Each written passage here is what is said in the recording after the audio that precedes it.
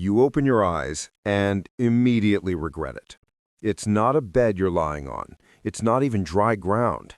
It's cold, wet, sticky.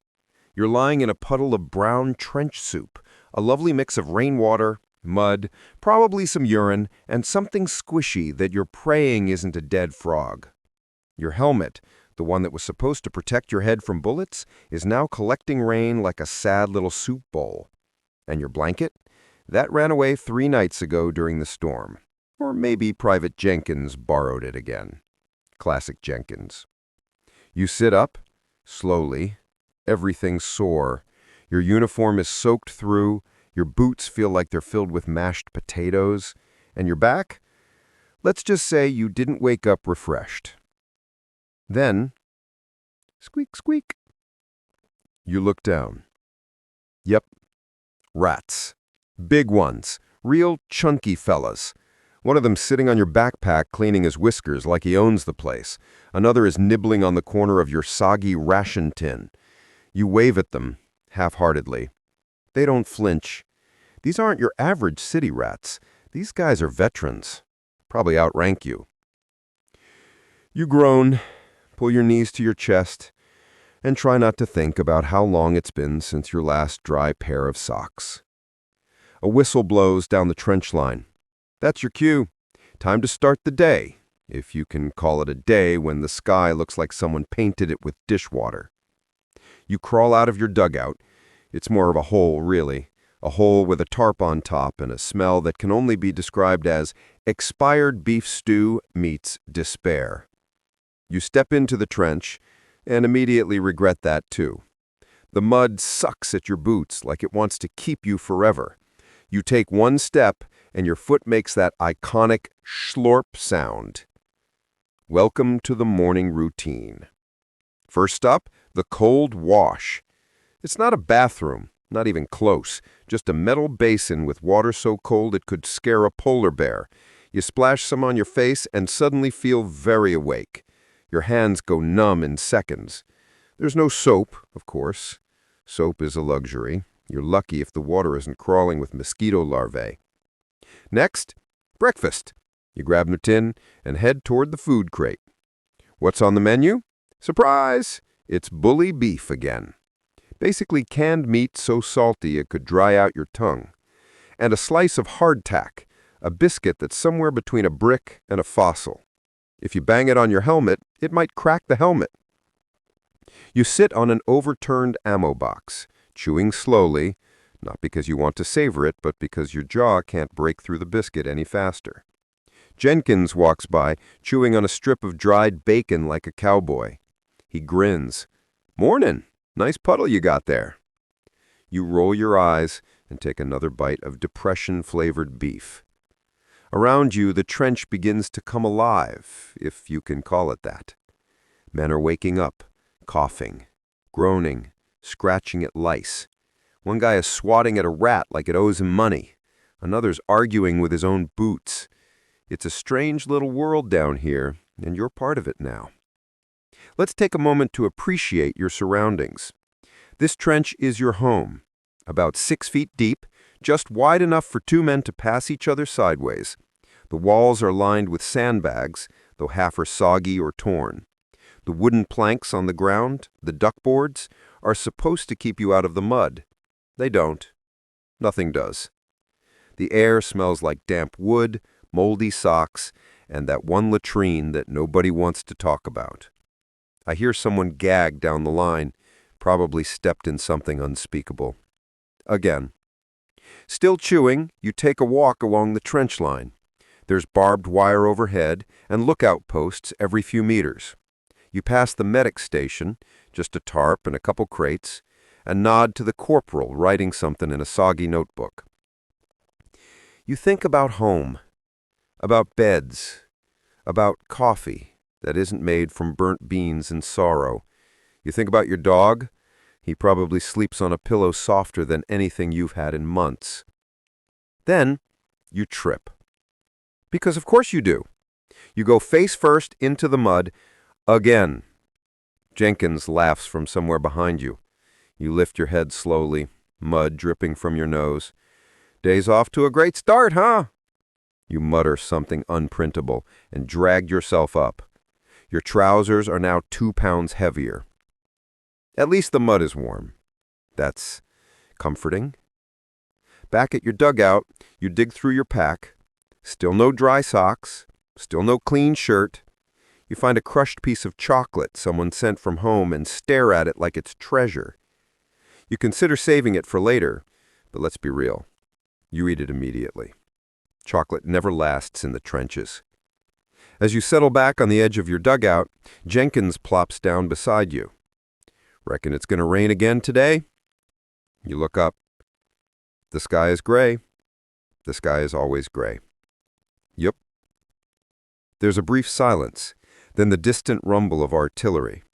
It's not aimed at you, yet, but it's a reminder that even in this quiet moment, danger is only a few minutes away.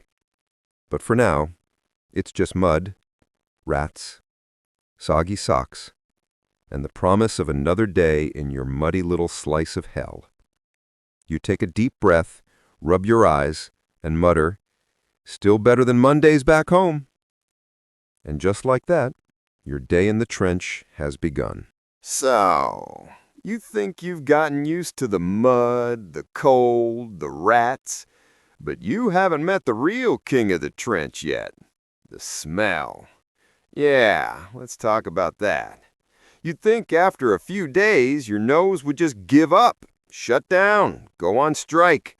But nope, your sense of smell keeps working, which is a curse. See, the trench has layers of smell, like an onion, except every layer makes you want to cry. Let's start with the easiest smell. Mud. Good old harmless mud. Earthy, damp, not bad at all. But then you realize that mud's mixed with other stuff, like oil, blood, rotting food, sewage, and worse. Sometimes when the wind blows just right, you catch a whiff of something sweet. And that's the worst kind, 'cause that's the smell of something dead. Corpses, to be exact.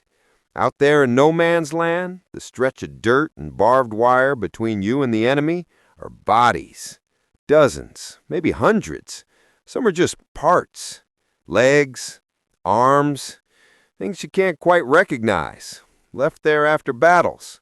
Some have been there for weeks, months even. You can't go fetch them, too dangerous. So they stay. They bake under the sun, soak in the rain, and rot in place. They smell. The worst part? You get used to it, like background music. You don't even flinch anymore.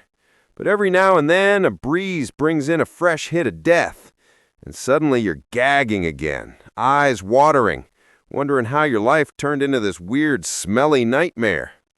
And it's not just the dead out there. There's plenty of rot inside the trench, too. Start with the latrines, or as Jenkins calls them, pits of eternal sadness.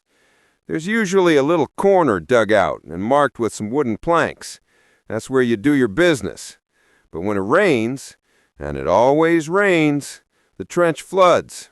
Guess where that water goes? Yep, right into the latrine. Now it's not just mud you're stepping in. And you start to wonder, is that brown puddle just water? You try not to think about it.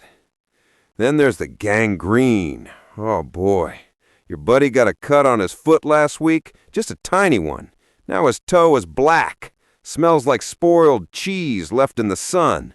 The medic says it might have to come off. Your friend just laughs. That weird, empty laugh that soldiers use when they're trying not to cry. At least I won't have to march anymore, he jokes. No one laughs back. Then there are the guys with trench mouth. It's like their gums are rotten. Their breath could knock a grown man over. One guy coughed near the fire the other day, and someone swore they saw flies drop dead. Not to mention the socks. Nobody has clean socks. Wet socks live on your feet like barnacles. They stink, and when you pull them off, the steam rises. It's like a curse floating up from your toes. You'd think it was funny if your feet didn't look like pale, wrinkled sausages. People start giving their own stink nicknames. There's Monday morning mud. That's the smell after 3 days of rain and no dry clothes. There's trench cheese. That's what happens when you haven't washed your armpits in 10 days and you're wearing a wool coat. And of course, the classic, Old Jerry. That's what we call the smell of the guy who didn't make it, still lying halfway over the parapet. It's dark humor, sure, but what else do you have? The truth is, the smell becomes a part of you. It seeps into your uniform, into your hair, into your dreams. Even when you get a letter from home, all warm and loving, you open it, your fingers leave a greasy, muddy print on the page. You smell like the war. You are the war. Some soldiers carry little tins of menthol or clove oil. They rub it under their noses to hide the stench when it gets too bad. You've tried it. It works for about 5 minutes. And the smell wins again. One guy, Corporal Ellis, swears by a burnt match. Lights one, lets it burn out, and waves it around like he's blessing the trench. Cleans the air, he says. It doesn't. You still smell the rats, the blood, the gas, the boots that haven't dried in 3 weeks. And let's talk about the gas, shall we? Some mornings, a low fog rolls in. But it's not fog. It's gas, mustard, or chlorine. Either way, you know it's bad when you smell garlic and your lungs feel like they're on fire. You scramble for your mask, strap it on, hope it's not too late, hope they're on holes. You've seen what gas does. The bodies it leaves behind. Faces twisted, hands clawed. Sometimes you dream of that smell, like bleach mixed with fear. There's no escaping it. Not in your dugout, not even when you're sleeping. You breathe it in, wake up gagging, or worse, don't wake up at all. But even with all that, the scariest thing? One day, you realize you don't notice the smell anymore. It's just normal now. That's when it hits you. You've been down here too long. Your body's still fighting, but your senses, they've surrendered. And that, more than the rats, the cold, or even the bullets, is what the trench does best.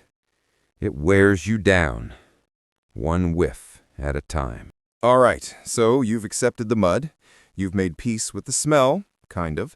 Now it's time to meet the only people more miserable than you, your trench family. See, you didn't sign up for this. Not the smells, not the rats, not the war. But here you are, and lucky you, you're not alone. Let's start with your bunkmate, or, well, mudmate. His name's Thompson. Everyone just calls him Tommy. He's got the kind of mustache that looks like it was drawn on with charcoal. Claims he used to be a barber. You believe him, mostly, because he's always offering to clean up your sideburns with a razor that's rustier than Jenkins' toenails. Tommy snores like a tank in a thunderstorm. But he's solid. First one to share a dry match or trade his last biscuit. He lost 2 fingers last month to frostbite and still makes jokes about it. Makes picking my nose real efficient now. Yeah, that's the kind of humor you need down here. Next up, Jenkins. Of course Jenkins is here. He's everywhere. He's the guy who always finds something to laugh at. Whether it's the lieutenant tripping over his own boots or someone's fart echoing through the trench like cannon fire. He's got stories, too. Claims he once dated a French opera singer. She taught me how to breathe through my diaphragm, he says, while slurping soup. You don't know if that's true, but it doesn't matter. Jenkins makes life down here a little less terrible. He's the unofficial mood manager of the trench. Then there's Lewis, the quiet one. Barely says a word. Always writing in a little notebook. Nobody knows what he's writing. Could be poetry, could be a kill list, but he's sharp, real sharp. You watch him during fire watch, eyes scan in the dark like a cat waiting to pounce. People say Lewis used to be a school teacher. Others say he just snapped after his 3rd rotation in the line. Either way, when things get serious, everyone listens to Lewis. And then there's Miller. Miller's not like the rest. He's young, real young. Says he's 18, but you're pretty sure he still gets pimples when he's nervous. He fumbled with his rifle the first time we were under fire. Hands shaking so bad he dropped a whole clip into the mud. Nobody yelled, nobody mocked him, because we've all been there. First battle shakes you, second one carves something into your soul. By the third, you either go numb or go mad. Miller's still in the shaking phase. You try to keep him close, make sure he eats, make sure he sleeps. Sometimes you tell him dumb jokes just to see him smile, even if it's the kind of half smile that looks like it's borrowed from someone else's face. And then there's Sarge, Sergeant Harlow, the boss man of this muddy mess. Big voice, bigger mustache, hasn't smiled since 1915. He walks the line like he owns it, which he kinda does. He knows who's sleeping, who's slacking, who forgot to clean their rifle. He's the reason most of us are still breathing. But even Sarge hasn't made a steal. You saw him once kneeling over a letter, shoulders shaking. You pretended not to notice. That's how it works here. You give each other space, even in a space as cramped as this. Because in the trench, privacy isn't real. You eat together, sleep side by side, dig latrines together, carry the wounded together. Sometimes you even bleed together. You hear Jenkins cry sometimes, late at night, real quiet, after he thinks everyone else is asleep. He mutters names, probably someone he lost. Lewis talks in his sleep, full sentences, like he's back in a classroom. Miller dreams out loud, mostly about roast beef. You learn a lot about people when you're stuck with them 24/7 in a pit full of mud and misery. And the weirdest part? These guys become family.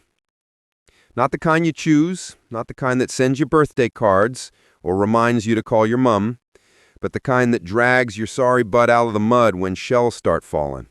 The kind that gives you the last cigarette without a second thought. The kind that shares silence without making it awkward. You all come from different places, different jobs, different lives, but down here, you're just one thing. Soldiers. Not heroes, not warriors, just men trying to make it to the next meal, the next morning, the next letter from home. You sit with them during stand 2, watching the sunrise over no man's land. None of us talk much. Words feel heavy out here. But someone passes a piece of chocolate. Someone else lights a cigarette. Jenkins tries to whistle. It comes out like a dying bird. And for a moment, just a moment, it almost feels normal. Almost. Then the sergeant yells, shells start falling, and the world becomes fire and thunder again. But you're not alone. And that, in a place like this, is everything. All right, let's talk about food, or what passes for food in the trench. Because when you picture a meal, you probably think of warm plates, some decent seasoning, maybe even someone asking, "Want some more?" Here, the only thing anyone asks is, "You gonna eat that or feed it to the rats?" Welcome to trench cuisine, where flavor goes to die. What's on the menu? Let's start with the classic, bully beef. Sounds fancy, right? Like something you'd get from a butcher in a tidy white apron. Yeah, no. Bully beef is canned, salty, compressed beef that's about as moist as a shoe sole. It's basically meat jelly. Comes out of the can in a sad gray lump, wiggles a bit, smells like old socks and regret. But it's protein, and it doesn't move, usually, so you eat it. Next up, hardtack. Now this is legendary. A biscuit that could double as a building material. You don't bite it. You gnaw, slowly, carefully, like a rodent afraid to chip a tooth. Some soldiers soak it in water or tea to soften it. Others just surrender and suck on it like a rock candy that hates you. Oh, and watch out for the surprises inside. Not chocolate chips. Try weevils. Yep, little bugs that like to make homes in your rations. But hey, free protein, right? Crunchy bit? Bonus. That's trench humor for you. Trench tea. aka dirt water. Now you'd think tea might be a small comfort out here. And it is, sort of.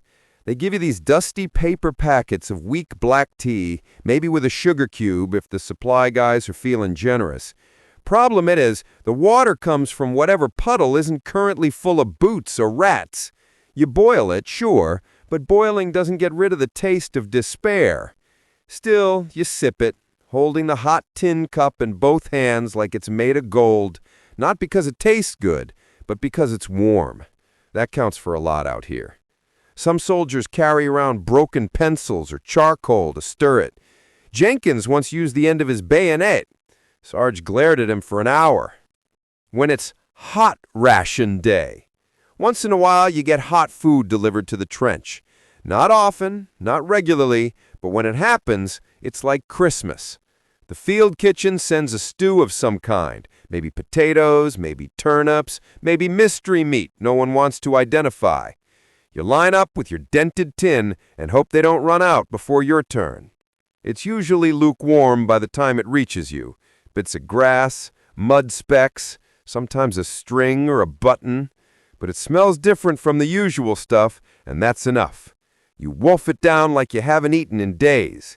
Because sometimes you haven't. Food hacks, trench edition. You get creative after a while. Tommy swears rubbing garlic on bully beef wakes it up. Jenkins tried mixing jam with hardtack once, said it tasted like sadness on toast. Some guys hoard things, a sugar cube, a bit of bacon fat. One guy saved a lemon peel for 5 days just to sniff it when he missed home. And chocolate? Don't even joke. Chocolate is currency. Chocolate is treasure. Chocolate is magic. Someone shares a single square with you, you remember that forever. Rat problems, literally. The worst part about food isn't the food, it's keeping it. The rats know where it is. They always know. Leave your ration tin open for 2 seconds, gone. Rat banquet. One night you woke up to a rat dragging a biscuit right out of your boot. Another time one tried to chew through your coat pocket just to get to a sugar packet. Jenkins keeps his food tied to a string, dangling from the ceiling in the dugout like a baby mobile. Doesn't always work. These rats are acrobats, thieves, survivors. Honestly, you kind of respect them. But you still swat them away like mad, especially when they go after your last bit of jam. That's a war crime. Hygiene? Never heard of her. Now here's the thing. You're eating all this, beef mush, fossil biscuits, trench tea, with your hands. Hands that haven't seen proper soap in weeks. Hands covered in gun oil, dried blood, and who knows what else. You wipe them on your coat. That's the best you can do. One guy brought a fork once, real fancy. Lost it in the mud after 2 days. Never seen again. May it rest in peace. So yeah, you eat with your fingers. You eat fast, and you try not to think about the fact that someone literally pooped 5 feet away from you just this morning. Dining ambiance? 10 out of 10, suffering. Picture this. You're sitting on a sandbag. It's raining. Again. Your food is lukewarm. Your hands are shaking from cold. Shells are booming in the distance. A rat runs by. Jenkins farts. Everyone groans. You take a bite of something gray and chewy, and you don't ask questions. This is dinner in the trench. No candles, no wine, just a bunch of tired, muddy, hungry souls shoveling calories into their faces and hoping they don't throw it all up during the next gas alert. You laugh, because what else can you do? You pass your last cracker to Miller, he gives you a nod like you just saved his life. Maybe you did. You don't eat to enjoy. You eat to survive. But sometimes, in the middle of the chaos, in the middle of the cold, you taste that one sweet thing. A bit of jam, a crumb of chocolate, and for just a second, it feels like home. Just a second. Then the whistle blows, and it's time to get back to war. Let's get something straight. If the bullets don't get you, the tiny things will. You thought war was all about dodging shells and ducking machine guns, huh? Nah, the real nightmare, the stuff that crawls, bites, itches, and rots your body from the toes up. Let's start with the one thing nobody escapes. Ants, your new best friends. They don't knock, they don't ask permission, they just move in. Tiny, pale, blood-sucking squatters, living rent-free in your clothes, your seams, your underwear, your soul. You scratch constantly, arms, legs, back, neck, everywhere. You look like someone cursed you with the itch of 1,000 ants. And no, there's no relief, no shampoo, no powder, no cute little lice comb. You know what we do? We burn them. Seriously, you take your shirt, turn it inside out, hold a candle underneath the seams, and zap! Watch the little suckers pop like corn. You don't even flinch at the smell anymore. That's how far you've fallen. Jenkins once set his undershirt on fire doing this, smacked it out with a shovel, and went right back to burning the rest, like a man with a mission. Because it never ends. You wash, you boil, you freeze your clothes outside the dugout. Nothing works. Lice are the kings of the trench, and they come with free prizes, fever, rashes, and boils the size of buttons. You could map the Western Front using the bite marks on your thighs. Miller cried the first night he found lice in his socks. By week 2, he gave them names. Rats, the real trench commanders. Now, if the lice are annoying, the rats are something else. These aren't cute little lice like in cartoons. These are monster rats, like cats, with teeth and no fear. They live under the duck boards, inside the sandbags, even in the bodies left out in no man's land. You hear them at night, scratching, gnawing, fighting. Sometimes it sounds like they're boxing down there. They're bold, too. Jenkins woke up one morning with a rat on his chest, just sitting there, chewing on a bit of biscuit, stared Jenkins dead in the eyes like, "You finished that?" One even dragged away a full tin of bully beef. We watched it go. Didn't even stop it. That rat earned it. Some guys try to trap them. Doesn't work. These rats are veterans. One rat chewed through someone's boot just to get to a sugar cube inside. That same night, it stole a pair of socks. We started calling it Corporal Whiskers. Probably has more confirmed kills than any of us. But the worst part? Rats don't just steal your food. They bite the wounded. Yeah, you lie in the trench, bleeding, half unconscious, and they come, gnawing, nibbling, like it's some kind of buffet. That's the stuff nightmares are made of. Sarge once caught 2 rats chewing on a dead man's face. He didn't say a word, just lit a cigarette, stared at him for a minute, and walked away. Because that's life out here. And now, let's move on to the most personal horror of all. Trench foot, the rot that walks with you. Trench foot is what happens when your feet stay wet for too long, which is every single day. Your boots are always wet, your socks are always wet, the mud is always there, and there's no place to dry anything unless you're willing to light a fire in a trench full of ammo. So you just live with it.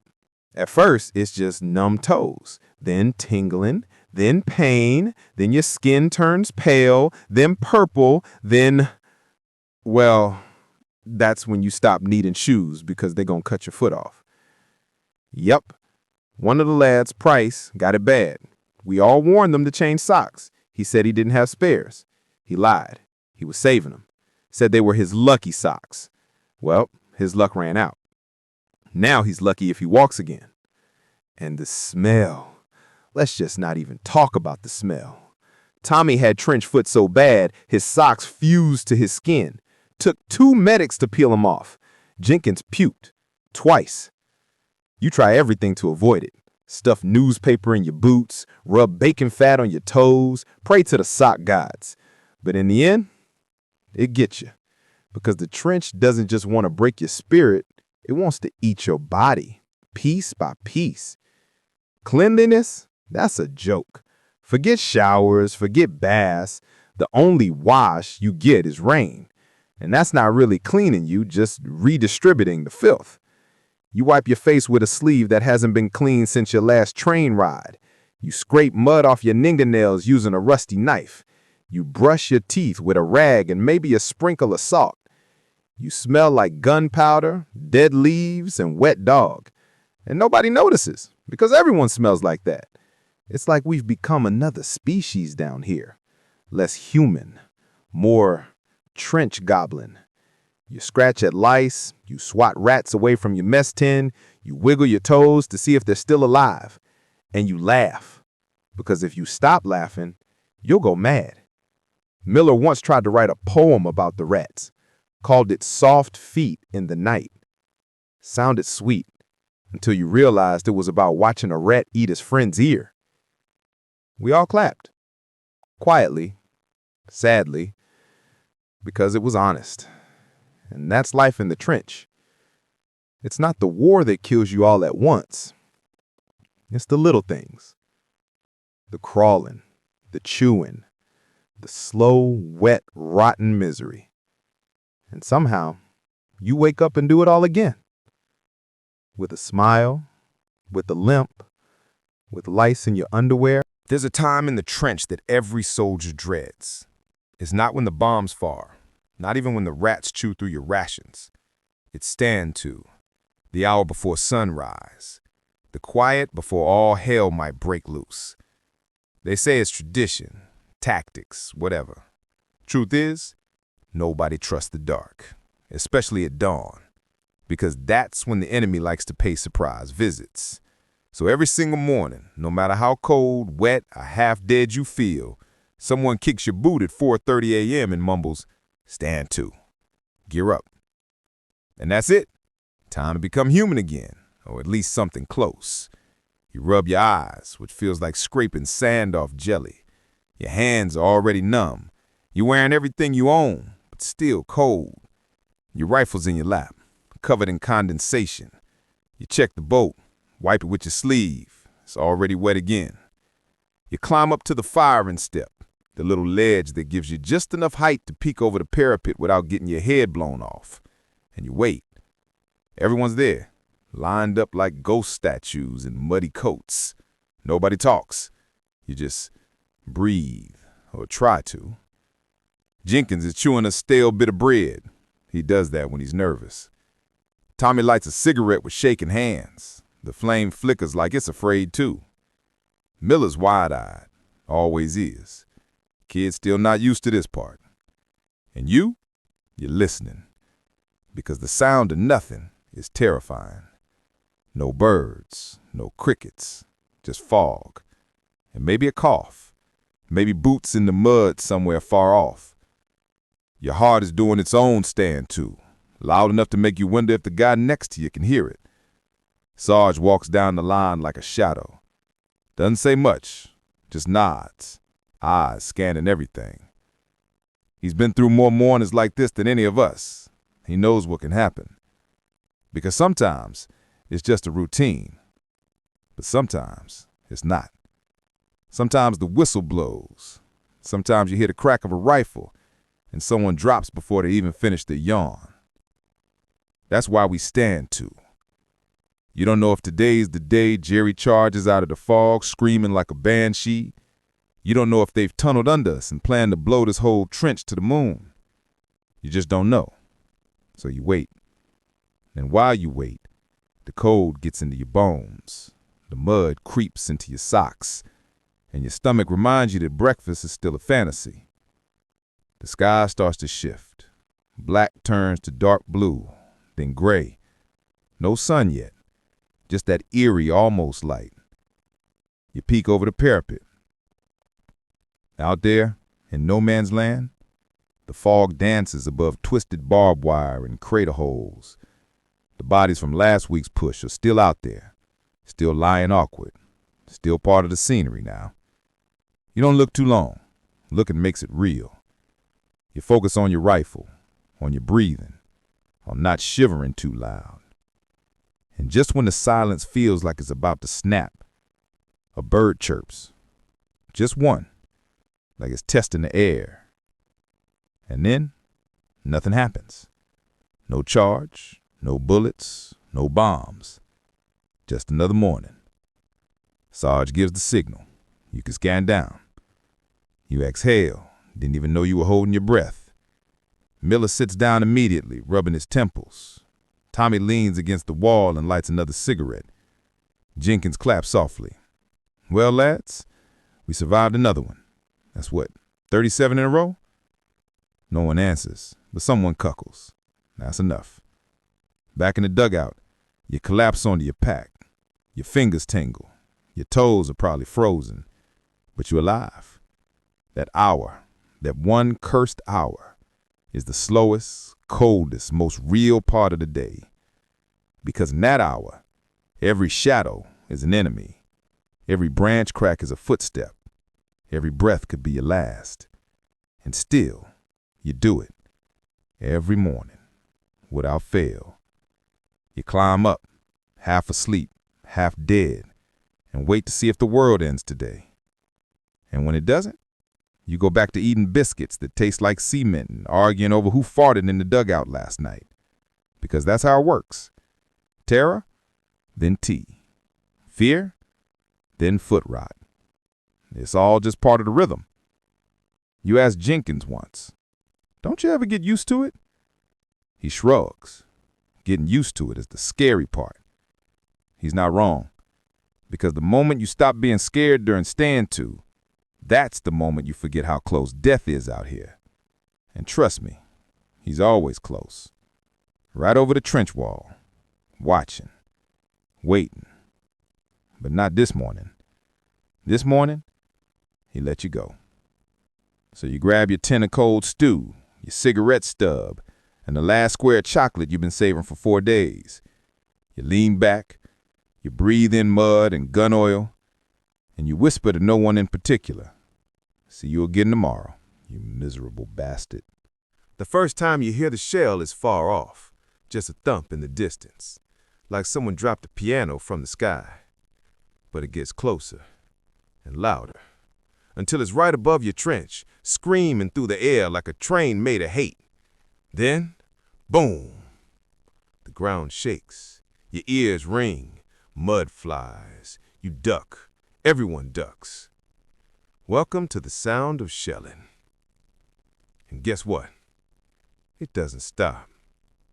It goes on for hours, sometimes days. You start to feel it in your bones, in your teeth. Your heartbeat gets stuck in the rhythm of explosions. Boom. Wait. Boom, boom. Wait. Boom, boom, boom. You can't predict it, can't tune it out, can't sleep through it. It owns you. And after a while, you start to break. It doesn't happen all at once. First, you flinch a little more. Then you stop talking. Then you start shaking for no reason. Then, well, let's just say not everyone comes back the same. They call it shell shock. Nowadays, they've got fancy names for it. PTSD, trauma, combat stress. But back then, they just called you weak, or mad, or worse. The silent ones. There's a guy in the trench next to yours. Used to be loud, played harmonica, laughed like a donkey. One morning after a long barrage, he just stopped talking. Like someone pulled the plug on his brain. Now he sits in the dugout all day, staring. Doesn't blink much. Doesn't eat unless someone puts food in his hand. You try to say hi. He doesn't look up. You don't take it personal. He's gone somewhere deep, somewhere loud. The screamers. And then there are the others, the ones who scream. You've seen a man bolt up right in the middle of the night, howling like he's on fire, clutching at his chest, eyes wild. They're in the trench. They're here. But there's no one there. Just fog. Just memories he can't shut off. Some guys start crying and can't stop. One guy chewed through the collar of his own coat. Another tried to dig through the wall with his bare hands, said he had to get out before the walls closed in. There's no pattern, no logic. Doesn't matter if you're tough, smart, brave. The shell doesn't care. If it doesn't kill your body, it tries to scramble your mind. The Army's response. So what does the Army do when a man breaks? They send him to rest, which usually means a tent, a blanket, maybe some morphine. If he's lucky, they ship him to the rear, give him tea and silence. If he's not lucky, they send them back. Because this war doesn't have time for broken minds. It needs bodies. Sarge once said it straight. You shake, you scream, you puke, fine. As long as you can still shoot straight, you stand. You hated him for that, but he wasn't wrong. Your own cracks. And you're not immune. You think about it, more than you want to admit. Sometimes during shelling, you find yourself rocking without meaning to, hands clenching, unclenching, whispering someone's name. You don't know whose. Sometimes, when it goes quiet, your ears keep ringing. You dream of the sound, wake up gasping. You flinch at loud coughs. You reach for your helmet when someone drops a spoon. One night, Miller dropped a tin can by accident, and you punched the trench wall so hard you bled. Didn't even realize you were doing it. The thing is, you can't escape the sound. Even when it stops, it follows you. It's inside you now. The masks we wear. So what do? You pretend. You smile. You laugh when Jenkins tells some dumb joke about mustard gas and dating French girls. You tease Tommy for his snoring. You pass around a tin of stale jam like it's a holiday feast. Because the second you drop the act, it starts pulling you under. And you've seen too many guys disappear that way. Even Sarge, as stone-faced as he is, has his tales. He taps his fingers before every stand-to. Just once. 3 quick taps.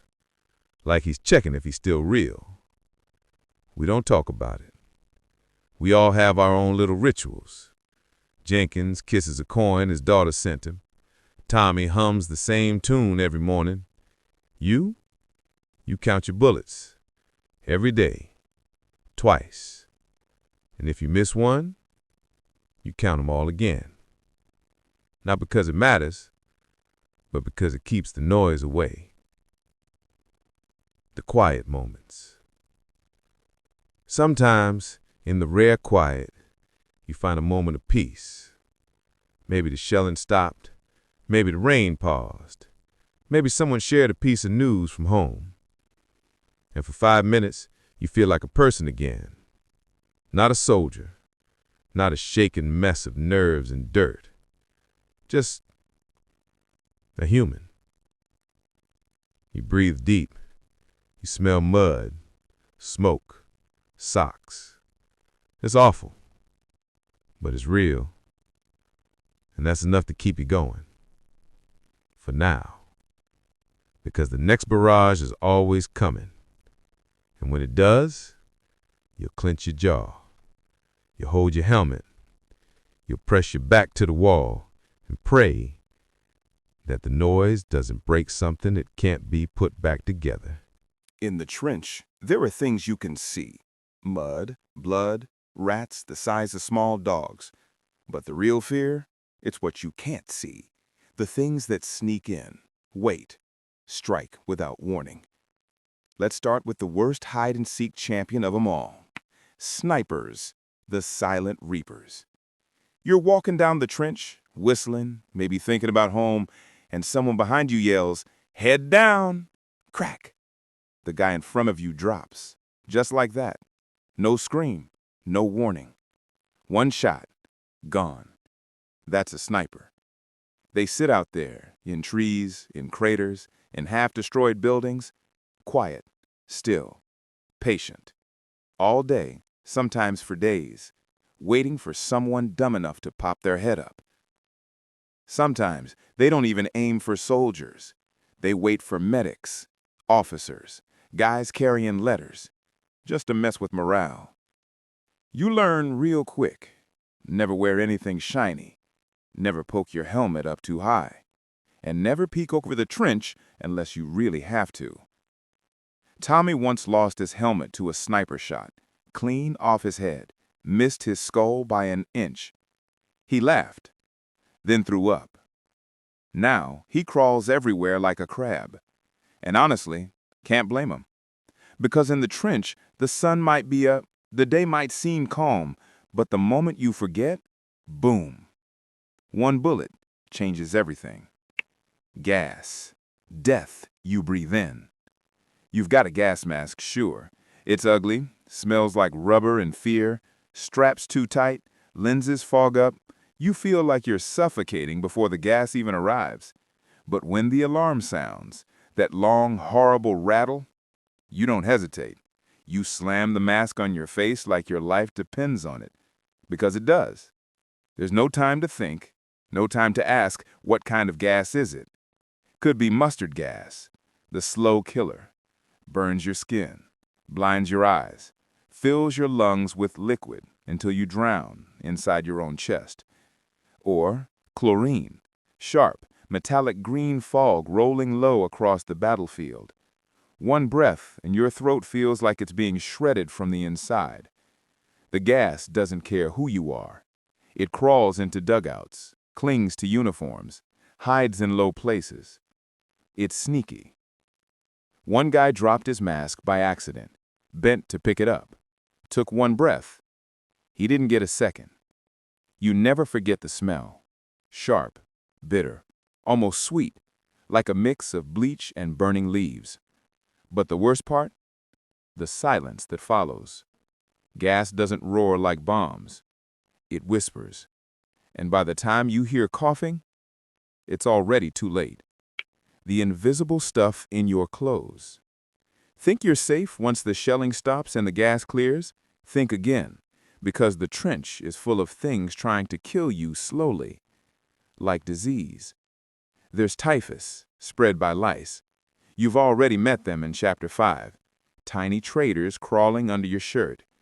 Then there's dysentery, the polite word for you can't stop pooping and you might die from it. You get it from the water.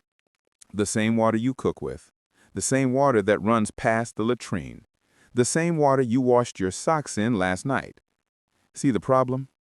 You try to boil it, sometimes, but fuel is limited. Firewood is wet.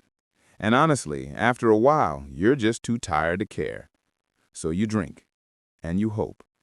Then you spend the next week squatting in the corner of the trench, moaning. Tommy calls it the trench cleanse. No one laughs. The enemy you bring with you. You think the worst danger is out there, across no man's land, behind enemy lines. But honestly, the most dangerous things in war are things you carry.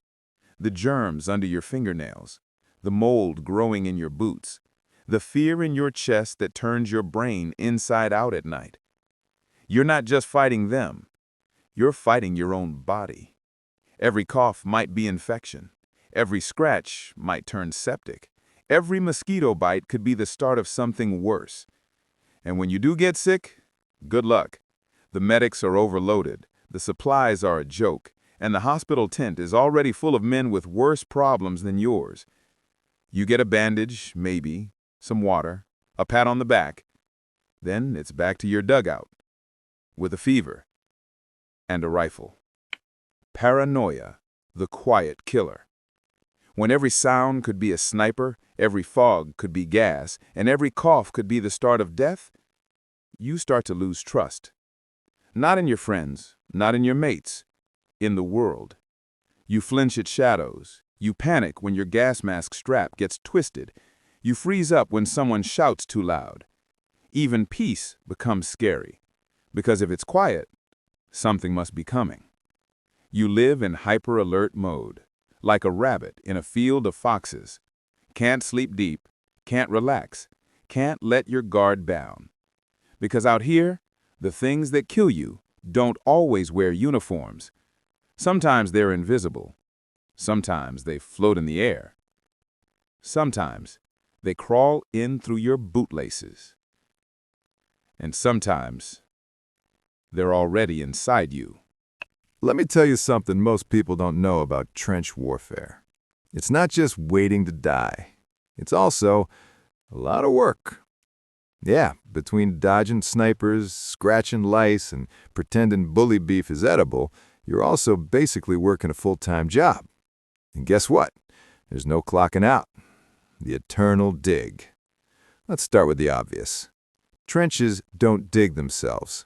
You arrive thinking the trenches are already set up, neat rows of sandbags and duck boards. Wrong. You're handed a shovel and pointed at a stretch of mud with the casual words, dig. You laugh. No one else does.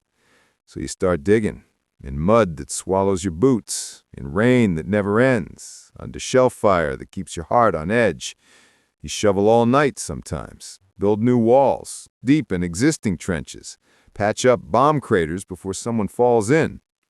By morning, your back's screaming. Your hands? Raw and blistered. You feel like you've aged 10 years overnight. And the trench you work so hard on, it collapses in the rain. Again. Welcome to trench maintenance. Repair. Always repair. You finish digging, finally sit down, then a shell hits 20 feet away and blows out a whole section of wall. Back up, grab the sandbags, start piling again. It's like trying to build a house made of wet tissue paper while people throw bricks at you. The walls are constantly crumbling. Duck boards break. The barbed wire above is sagging like a drunk uncle at a wedding. Sarge yells, "Get that fire and step back up." So you find planks, nails, anything that might help. Sometimes you borrow materials from other units. Jenkins once took half a ladder from a Canadian trench. They came looking. He claimed he found it in nature. We backed him up. Solidarity. Sanitation squad. And just when you think you've earned a break, it's time to dig something much worse than walls. The latrine pit. Oh yes, you grab a pickaxe, walk 30 meters behind the trench, and dig a hole big enough for a dozen men to do their business. In the dark, in the rain, surrounded by rats who are a little too curious. You cover the pit with planks, add a stick with a rag on it to mark the spot. You call it the throne, but no one smiles when using it. Next week, you'll be the lucky guy who moves it, because that's how sanitation works out here. Don't like it? Hold it in. Some men do, for days, until their stomachs rebel and they're curled up next to a sandbag, whispering apologies to their intestines. War is fun. Fix everything with nothing. Your trench is leaking? Fix it. Someone dropped ammo crates in the mud? Fix it. The periscope snapped in half after Sarge tripped over it? Fix. With what? Whatever you can find. Old rags, twine, bayonets, broken rifles. One time we patched the roof using an old jacket and a pot lid. We called him the carpenter. He hated it, but hey, you build one door in the trench and you're suddenly a legend. The night patrols. And then come the night shifts. You think once the sun sets, it's rest time. Think again. Now you've got watch duty, patrols into no man's land, listening posts, wire repairs. Jenkins and I once spent 3 hours crawling through mud to fix barbed wire under moonlight. Snipers, mines, rain. One rat used us as a bridge. We didn't speak of it again. You come back from patrol, soaked, cold and shaken, lie down on wet boards, close your eyes, and 5 minutes later, someone's nudging you awake to stand to. No one sleeps. Not really. You nap like a raccoon, one eye half open, one ear tuned to footsteps. It's not rest. It's survival napping. Build, bomb, repeat. Some days you feel like the war is just a long, slow tug of war between gravity and destruction. You build, the rain destroys. You fix, the shells flatten. You reinforce, the mud laughs in your face. But still, you do it, over and over. Not because you love digging, not because you enjoy the smell of wet socks and dynamite, but because if you don't, the trench collapses. And when it collapses, people die. Your people. So you shovel faster, stack straighter, tie tighter. You learn the weight of a sandbag by feel. You can judge mud depth by the squelch it makes under your boot. You become a walk-in construction site with a rifle, and no days off. The little victories. But every now and then, Something holds. A wall you built stays up through a storm. The trench roof doesn't leak for one whole night. Someone says, "Good job." And for just a second, it feels like you did something that matters. Out here, that means everything. Even if the mud wins tomorrow. Even if you're digging again before dawn. You lean on your shovel, crack your back, share a biscuit with Jenkins, laugh when Tommy drops his tool for the 5th time. Because in a place to break you, you're still standing. Still building. Still here. You ever seen a grown man sprint through mud like a kid on Christmas morning? You would on mail day. The moment the mail runner shows up, the whole trench perks up like prairie dogs. Doesn't matter if it's raining, if shells are falling, or if Jenkins is halfway through a story about the time he kissed a nurse and she slapped him twice. Mail shows up, everything stops. Because out here, getting a letter from home is like someone handing you a piece of your old life. A piece that still smells like soap and fireplaces and normal. You don't just read a letter, you drink it. When your name's on the envelope, you grab the envelope with shaking hands, trying not to show how much it matters. Your name's still spelled wrong, Johnson instead of Johnson. Doesn't matter. You'd answer to whom it concerned if it came with a stamp from home. The handwriting hits you first. It's your mother's, or your sister's, or that girl who said she'd wait for you, though you haven't heard from her in 2 months, and Jenkins says that means she's probably marrying the baker. You open it carefully, like it's made of glass. And then you read. You read about weather, laundry, chickens, neighbors, church, a friend who finally got engaged, your dog still chewing on socks, stuff that would have bored you silly before the war. Now, it's gold. You read every line twice, then again. You fold it up like it's sacred and tuck it inside your inner coat pocket where the rain can't reach it. You don't throw away letters out here, ever. Some guys carry a dozen of them, rereading them until the paper turns soft like fabric. A few even sleep with them under their heads, say it helps with the dreams. If you're really lucky, a parcel. Sometimes if the gods of logistics are smiling, you get a package, a real one. It's small, beat up, smells like soap and hope. Inside, maybe socks, maybe biscuits, maybe chocolate wrapped in paper and half melted, but you don't care. Maybe a photo, one of those black and white ones where everyone's trying to look serious, but you can see the smile trying to break through. One time, I got a tin of sardines and a pair of wool gloves. Best day of my life. Jenkins traded me half his soap ration for one sardine, said it reminded him of his mom's Sunday breakfast. He nearly cried. Socks, by the way, are currency. Someone sends you thick, dry, new socks. That's not love. That's a lifeline. You keep those closer than your rifle. No joke. When nothing comes. But here's the other side of it. What if your name isn't called? What if the runner looks at the list, squints, then moves on? No envelope, no package, no mention, just a void. You try to play it cool, shrug it off, say, she's probably just busy, or mom's not much of a writer. But it eats at you. Did something happen? Did they forget? Did they stop caring? You watch your mates open their letters, smiles cracking through mud-streaked faces. Jenkins reading his out loud like a bedtime story. You smile with them, nod, laugh at the jokes. But inside, it hurts. Worse than the trench foot, worse than the cold. Because you start to feel like maybe you don't exist out there anymore. Like you're just a name in a list that no one's updating. And the trench, it feeds on that silence. The letters you don't want. Not all mail is good.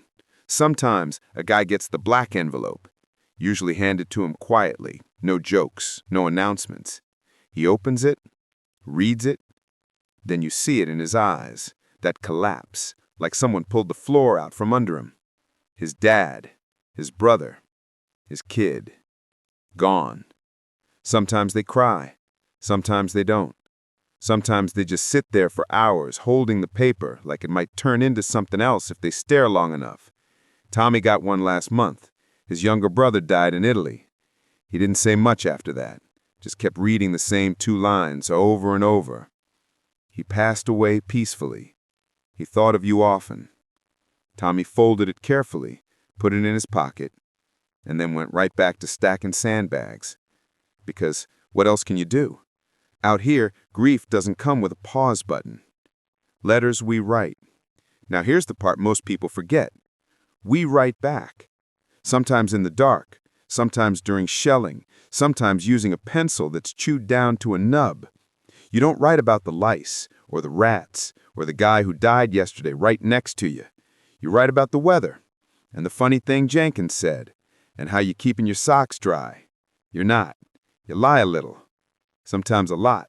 Because why make them worry? Why let the war follow your letter all the way home? You write like you're still okay. And maybe, for a few minutes while writing, you are. Maybe that's the point. The weirdest part. You can be knee-deep in mud, half-starved, covered in your own stink, and still, when someone hands you an envelope, your heart flutters. That's what mail does. It reminds you you're still human, that someone, somewhere, is thinking of you. Even if just for 1 page, 1 paragraph, 1 line.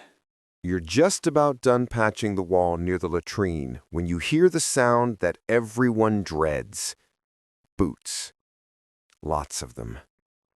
Not in a panic, not running, just steady, deliberate, squelching through the mud with that too calm rhythm. Your turn. It's the lieutenant.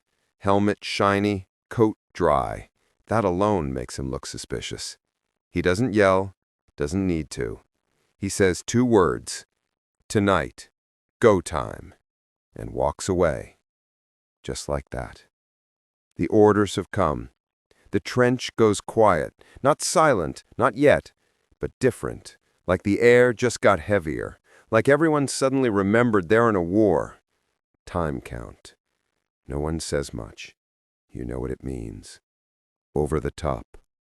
Tonight you're going out there, into no man's land, into the mud, the barbed wire, the mines, the machine guns, the flares, the screaming. Some guys sigh, some nod, some laugh like it's a joke. Miller goes pale. You just sit down.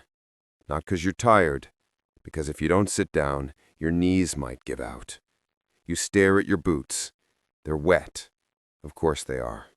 You hear Jenkins mutter, "Should have finished my last letter yesterday." Everyone suddenly has something to do. The letters we hope no one reads.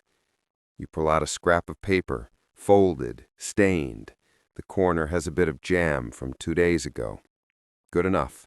You start to write, "Dear Mum," and then stop. What do you say? That you're scared? That you haven't slept in 3 days? That your boots smell like death and you just watched your best friend cry over a photograph? No, of course not. You write the usual. "I'm well. I'm eating fine. Jenkins says hi. The weather's turning. I think of you often." You pause. Add 1 more line. "Don't worry." Then you fold it. Slide it into your coat.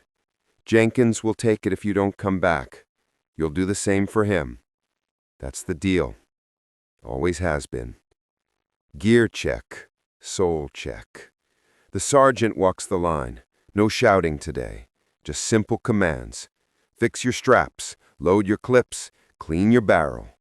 You do it all by feel. Click, snap, slide, tighten. You check your gas mask. You check your grenades. You check your bayonet. Not because you want to, because it gives your hands something to do besides shake. Tommy tries to smile. "If I die, I want my tea ration buried with me. If I die, bury me in a dry sock. Just 1. We all chuckle. It's forced. It helps. Sort of. The final meal. You get stew. That's the Army's version of compassion. It's the thick kind, with real chunks of potato, maybe even meat. Nobody asks questions. You sit in the dugout, shoulder to shoulder with your trench mates, sipping hot food in silence. It tastes like metal and mud, but it's warm. It feels like something close to comfort. Jenkins passes you a crust of bread. You'll be fine. You're too ugly to kill. You grin. That grin saves you from crying. Again. The darkness creeps in. Sunset. That weird orange glow fades to gray. You climb out of the dugout. The trench is moving, not in a rush, not chaotic, but with a quiet, practiced rhythm. Guys tying laces, adjusting straps, saying things without words. You feel like your body is wrapped in lead. Your heart thuds like it's counting down. You check your pockets again, even though you just checked. Again. 1 bullet, 1 knife, 1 letter. Tommy taps your shoulder. Let's get this over with. You nod. That's all you can do. The talk. Before any push, there's always a speech. The lieutenant gathers everyone near the fire step. He's young, maybe 23. Looks like he should be at university, not here with dirt on his boots and death in his voice. He clears his throat. Men, tonight's our turn. Intel says Jerry's weak on the left. We go fast, we go hard, we don't stop. You've trained for this. He pauses. Some of us might not come back. Nobody moves. But we go together, shoulder to shoulder, like we always do. You look around. Miller's holding his rifle like it might save him. Tommy's chewing nothing, a nervous habit. Jenkins is humming softly. You close your eyes for a second, just one, and you picture home. A real bed, a door that locks, clean socks. Then someone hands you a flare, and the world snaps back to now. 0 hour approaches. It's almost time. You climb the ladder, wait under the lip of the trench wall. You can hear your heartbeat, or maybe it's everyone's heartbeat. The air smells like cordite, smoke, sweat. You grip your rifle tighter than you ever have. You hear it now, the whistle. But not yet. Not until the officer blows his. Not until someone decides it's time for you to go face the storm. You whisper to yourself, just one more step, and another. That's it. That's all you can control. The orders have come. Tonight, you go. You ever stood on the edge of something and known that the next step might be your last? That's what it's like. Standing there, one boot on the ladder, one hand gripping your rifle, eyes fixed on the sky that somehow looks too quiet for what's about to happen. They call it going over the top. Sounds simple. Climb, run, fight. But it's not simple. It's suicide with choreography. The final seconds. You feel it before it happens. The quiet isn't real. It's the kind that wraps around your ears right before a thunderstorm. You look left. Jenkins is kissing his necklace, a silver cross scratched and muddy. Tommy's whispering something. Maybe a prayer. Maybe a list of regrets. Miller is shaking so hard his bayonet rattles. And you're just still. Not calm, not brave, just still. Because your body knows that moving too soon or too late might be the last mistake you ever make. And then you hear it. The officer's whistle. Shreep! And that's it. Up and out. Your boots hit the top rung, then the edge, then the mud of no man's land. The cold air slaps you in the face. No cover, no shelter, just flat, open death between you and the enemy trench. You run. Everyone runs. Some shout, some scream, some are silent. You don't remember deciding to move. Your legs just go, like they belong to someone else. Bullets zip past your ears. One hits the mud next to you and splashes your face with dirt. You keep going. There's barbed wire ahead, torn up, sharp, tangled like a metal monster. You follow the path someone else started cutting. Hope the engineers did their job. You don't look around much, because when you do, you see what happens when someone doesn't duck fast enough, or steps on the wrong patch of earth, or freezes for just a second too long. And you can't see that right now. Not if you want to keep your legs moving. the sound of chaos. Everything is noise. Guns, screams, explosions. The kind that don't just ring your ears, they rattle your bones. You think someone yells your name, you don't look. A shell lands behind you. The ground jumps. You feel heat and weight and screaming, but you don't stop. If you stop, you're dead. If you slow down, you're dead. If you think too hard, you're dead. You just move. Duck, sprint, drop, crawl, repeat. Miller falls next to you. You grab him by the back of the coat and drag him into a shell hole. He's alive. Barely. Eyes wide, hands bleeding. You leave him there. You have to. And it breaks something in you.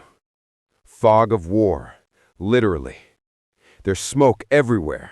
Some of it's from artillery, some from gas, some from fires you don't remember starting. You can barely see the trench ahead, the German line. It's closer now. Too close. You hear someone yell, "Grenade!" and you hit the dirt without thinking. It lands just far enough away. Still knocks the wind out of you. You taste blood. Your helmet's gone. You don't remember when. You wipe your eyes. Mud, sweat, something red. You crawl the last 10 feet, and finally, you reach the edge. Over their wall. Now it's not about running. It's about climbing again, this time into their enemy home. You sling your rifle up, grab the dirt wall, haul yourself over with muscles that feel like they're made of string. And then you're inside. The enemy trench is chaos. People shouting in languages you half understand. Bayonets flash. Someone swings at you. You block, barely. The butt of your rifle connects. You're not even sure where. You just fight. You swing. You stab. You scream. You push forward. Because going back means stepping over bodies. It's not heroic. It's survival. And it's ugly. The price. By the time the flare goes up, the signal that the push is done, you're on your knees. Covered in mud, covered in blood that might not be yours, breathing like someone crushed your lungs. You can't hear much, just a faint buzzing in your ears. You look around. Some of your boys made it. Some didn't. Tommy is slumped against the wall. Jenkins is alive, but missing half a sleeve and most his left boot. Miller, you don't see him. You hope he's still in that shell hole.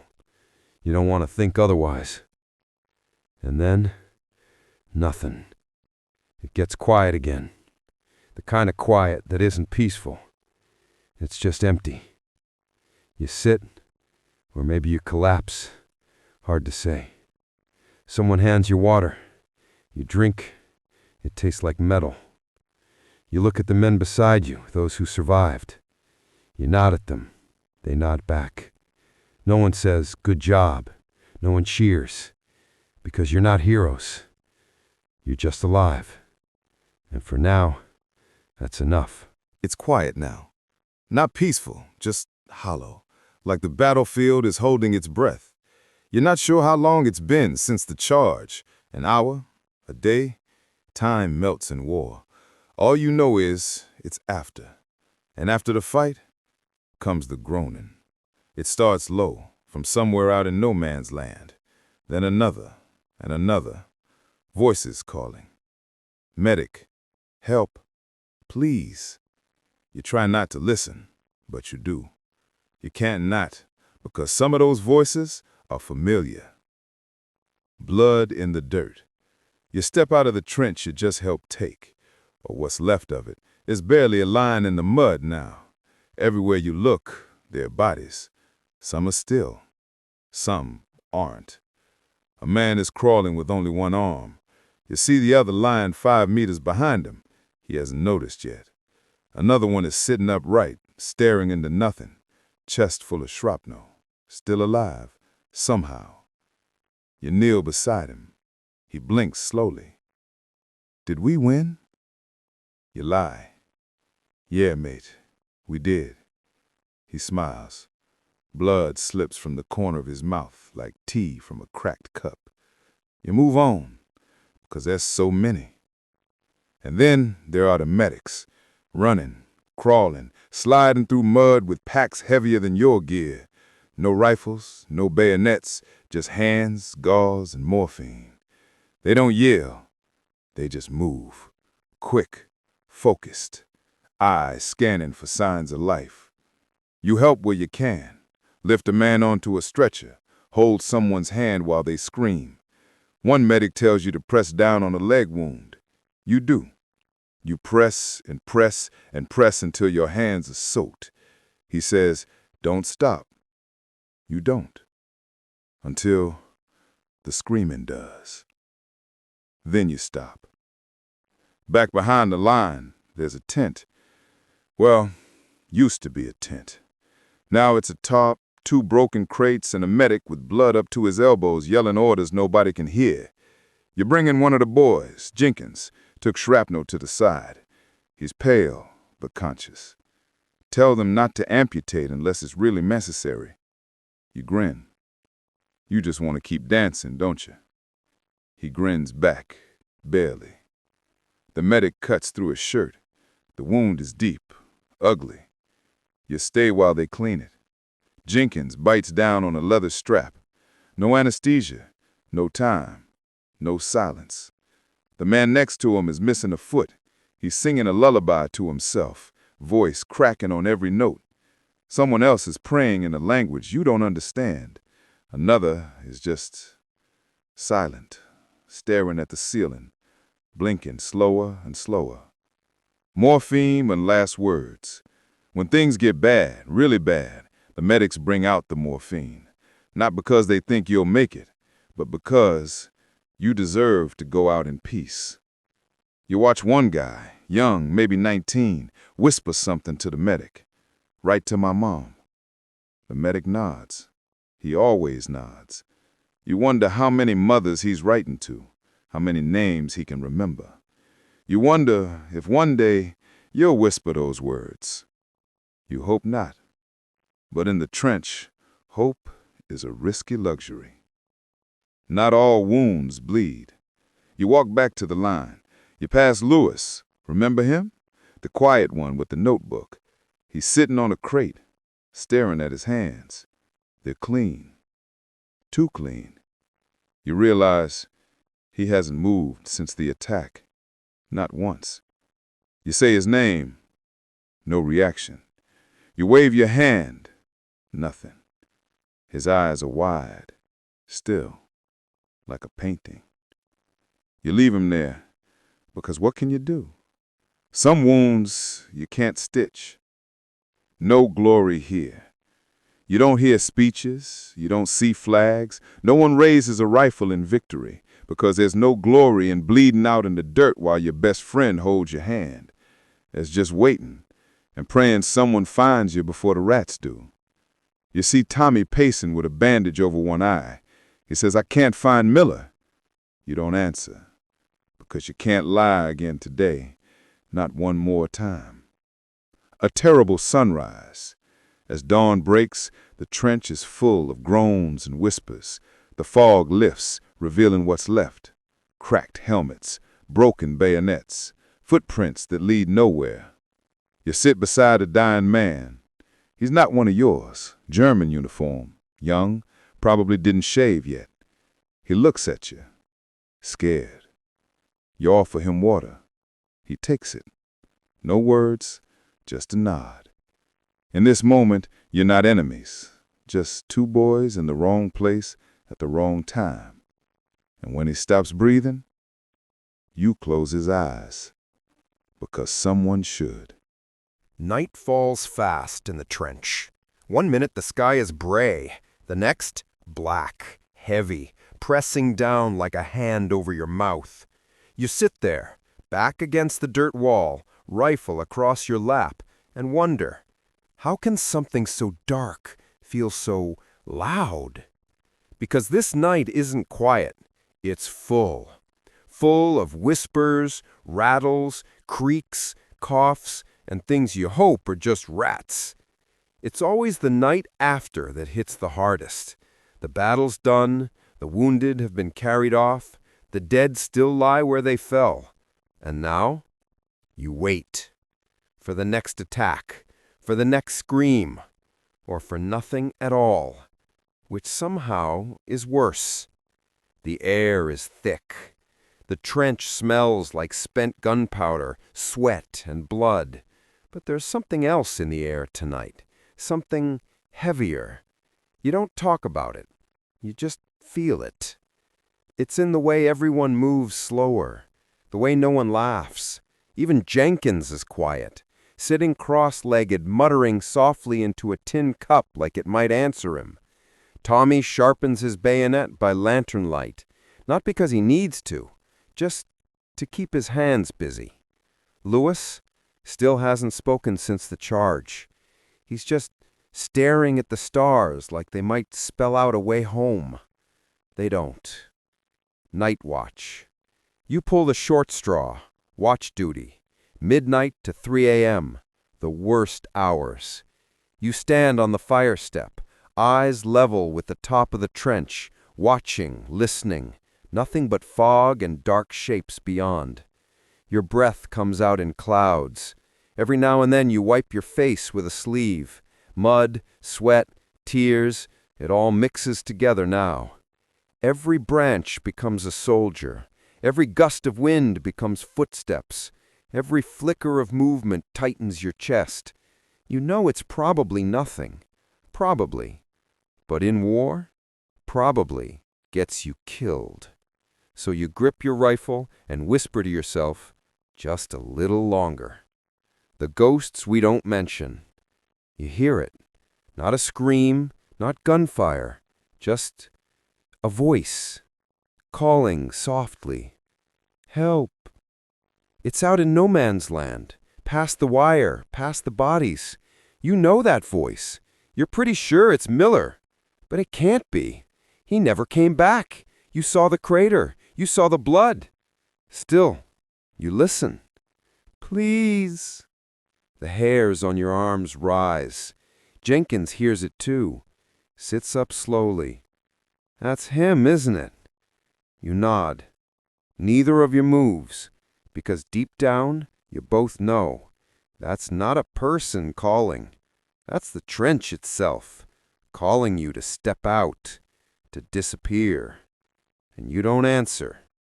Not tonight. The ritual. You've all got your own weird little nighttime habits. Tommy polishes a bullet and talks to it like it's an old friend.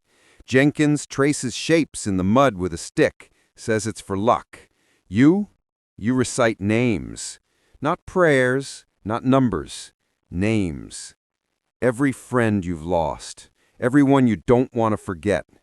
You whisper them like a spell, as if saying them keeps you from joining them. And maybe it does. Maybe that's why you're still here. The flares come. Around 2 a.m. a flare goes up. Bright white light floods the trench. Shadows stretch. Everyone freezes. You duck. Nothing happens. Just a flare.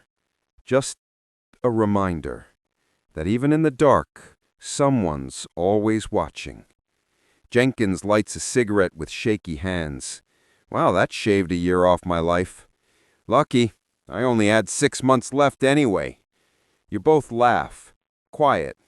Croaky. But real. And that's something. Every sound means something. You hear clicking, like tapping metal. Probably a rat. Then footsteps. But soft. Too soft. Is it just Tommy shifting on the duckboards? Or someone in the trench who shouldn't be? You raise your rifle, just in case. You wait. The sound stops. You never see anyone. You don't sleep the rest of your shift. No one does. When the night stays with you. Eventually, 3 a.m. comes. You pass the rifle to the next guy. Slide down into your dugout. Try to close your eyes, but the night won't leave you. It's in your ears, your hands, in your bones. It's not just the dark. It's what the dark knows. The faces you saw in the mud, the voices you almost answered, the silence that feels too personal. You curl into your coat, try to warm up. Jenkins mumbles in his sleep. Lewis still hasn't blinked. And you dream of the voice, still calling, still out there, still waiting. Morning comes again. Gray, wet, heavy. You open your eyes and, for a moment, forget where you are. Then the smell hits you. Mud, smoke, rot. Home sweet trench. You groan, stretch, and your joints pop like old wood. You made it through another night? Congratulations. You're still here. Somehow. You sit up. Your back aches. Your legs feel like someone swapped them with sandbags. Jenkins snores beside you, mouth open, mud on his cheek like war paint. Tommy's already awake, boiling what he claims is tea, though it smells more like ditch water and diesel. "Morning, sunshine," he says. You grunt. He grins. "Still ugly, I see, and that's how I know we're alive." It's the same joke he's made every morning since he met him. And somehow, it never stops being funny. Because laughter is all you've got. Outside, the trench buzzes back to life, the slow, miserable rhythm of survival. Men stretch, cough, light cigarettes with damp matches. Someone swears at the rats. Someone else hums an old tune. It's all painfully normal. Too normal. Like yesterday didn't happen. Like the world hasn't ended 50 times already. Routine is what keeps you sane. You stand at the dawn, rifle ready, staring across no man's land again. Same mud, same fog, same ghosts. Nothing moves. You breathe. Still alive. After that, it's the usual. Breakfast, 1 tin of bully beef, 2 biscuits, and a prayer. Work, fixing sandbags, refilling ammo, writing letters you might never send. Even the boredom feels dangerous, because when you stop moving, your brain starts remembering, and remembering hurts more than bullets. So you keep busy. Patch, dig, clean, repeat, until the whistle blows again. By midday, a new batch of replacements arrives. Fresh faces, clean uniforms, eyes too wide. You can tell instantly, they still smell like soap. One of them waves. You nod. He smiles nervously. You see yourself in him. Back when you thought this would be quick, glorious, noble. Now you just hope he learns fast, because the trench doesn't teach gently. It chews, spits, and moves on. You don't tell the knot, of course. You just say, "Keep your head down. Don't poke it up unless you want to lose it." They laugh, but you don't. Not yet. You look down the trench. Lewis is gone.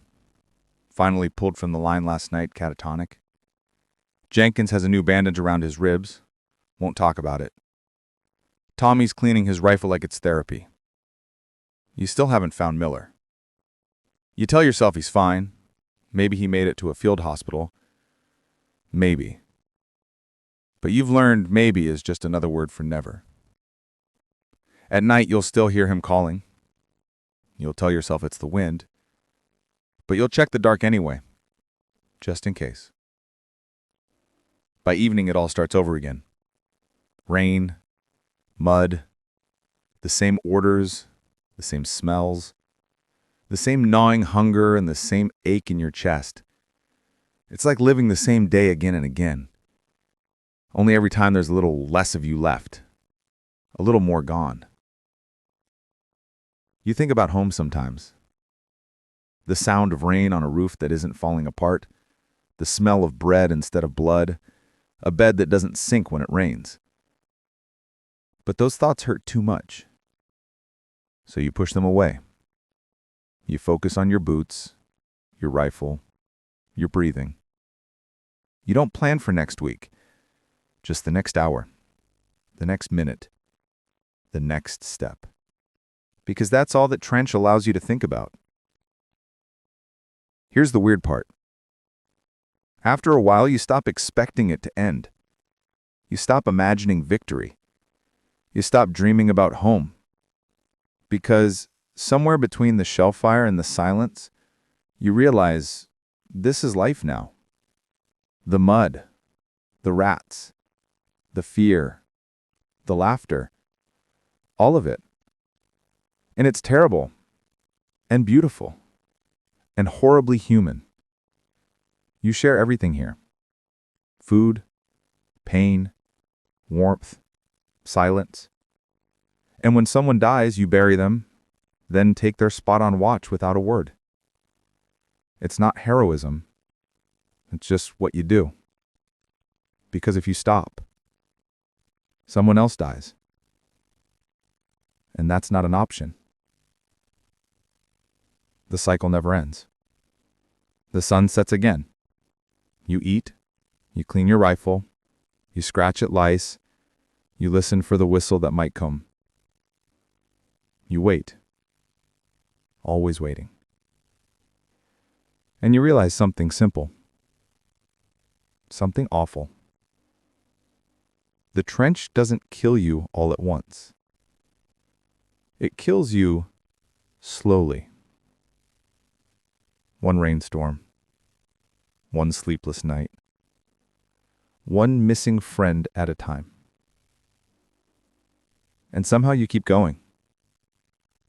Because the world keeps demanding it. Because someone next to you still needs you. Because stopping means being forgotten. Nobody here wants that.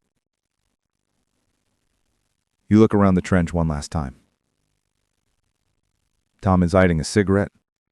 Jenkins is telling another terrible joke. The new kid's writing a letter, probably the first of many.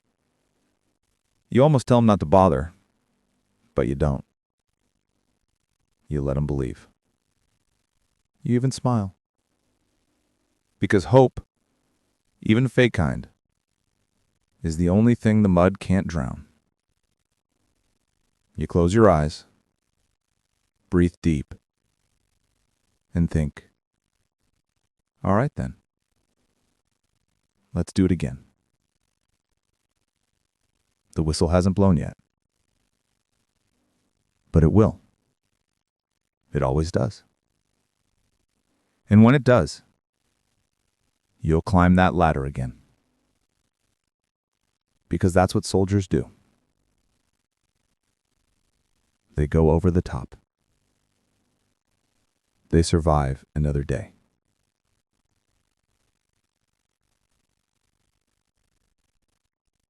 And they keep trying to be human